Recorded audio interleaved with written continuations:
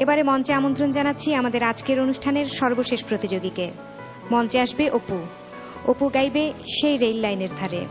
গানটি লিখেছেন মোহাম্মদ রফিকুজ্জামান এবং সুর করেছেন আমিদ ইমতিয়াজ বুলবুল।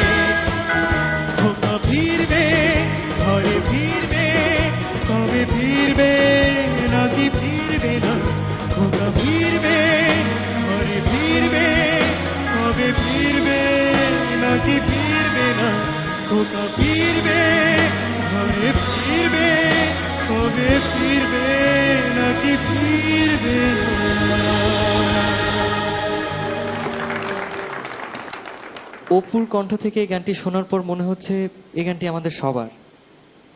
মুক্তিযোদ্ধা ছেলের জন্য মায়ের আকুতি ফুটে উঠেছে এই গানে।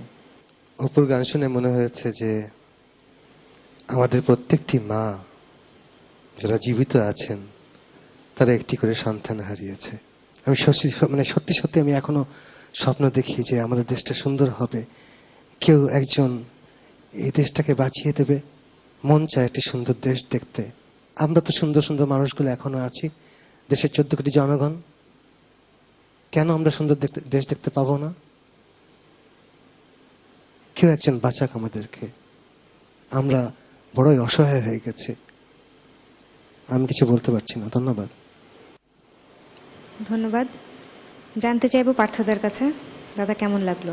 সাবিনা আপার মতো একজন আর্টিস্টের গান তোমার মতো তুমি গাইবার যে সাহস দেখালে, এটার জন্য তোমাকে অনেক ধন্যবাদ। তুমি বেসিক্যালি ভালো গাও, স্পেশালি গানটা যখন ছাড়লে শেষের দিকটা অসাধারণ। ফাহমিদা আপা গানটাকে বুঝে একটা মেসেজ পৌঁছানো, সবগুলোর একটা বুদ্ধিমত্তার প্রয়োজন। একটা গানকে মানুষের কাছে সেভাবে ডেলিভারি দেওয়া দরকার।